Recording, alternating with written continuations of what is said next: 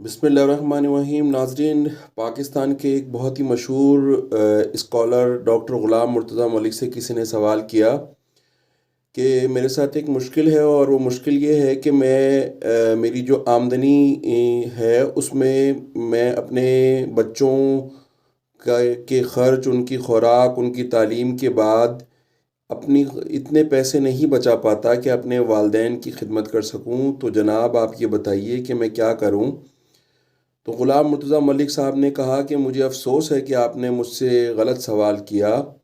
آپ کو مجھ سے یہ سوال کرنا چاہیے تھا کہ غلام مرتضیٰ ملک صاحب، میں اپنے والدین کی خدمت کرنے کے بعد، ان کی آسائش کے بعد، ان کی خدمت کے بعد، ان کے کپڑوں اور ان کی ضروریات کے بعد مجھ پر میرے پاس اتنے پیسے نہیں بچتے ہیں کہ میں اپنے بچوں کی جو ہے تربیت کر سکوں، یا اپنے بچوں کے لیے نان نفقے کا اہتمام کر سکوں۔ تو میں کیا کروں؟ تو میں آپ کو اس کا جواب دیتا۔ اصل بات یہ ہے کہ آپ کو پہلے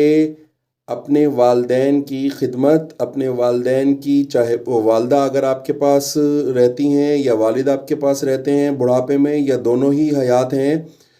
تو ان کی خدمت کے بعد آپ کو اس بات کا خیال کرنا چاہیے کہ آپ اپنے بچوں کی خدمت کریں۔ تو اگر آپ محترم ناظرین، اگر آپ یہ چاہتے ہیں، اگر آپ کے ذہن میں یہ خیال ہے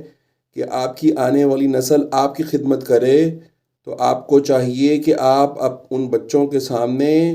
اپنے والدین کی خدمت کریں، اور ان کو یہ بات سمجھائیں اپنی خدمت کے ذریعے سے کہ آپ کی پہلی ترجیح آپ کے والدین کی خدمت ہے۔